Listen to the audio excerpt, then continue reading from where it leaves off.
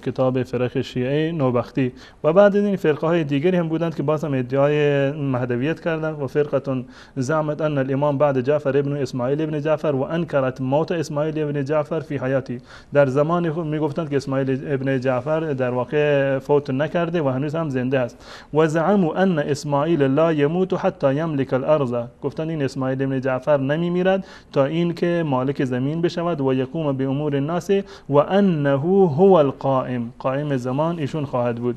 و در ادامه میگه و ان القائم لم يمت، این قائم نمرده. و هذه الفرقه هي الاسماعیلیه الخالصه، این هم فرقه اسماعیلی هستند که معروف هستند به اسماعیلیه خالصه. و فرقه های دیگر باز هم در این زمینه اومده.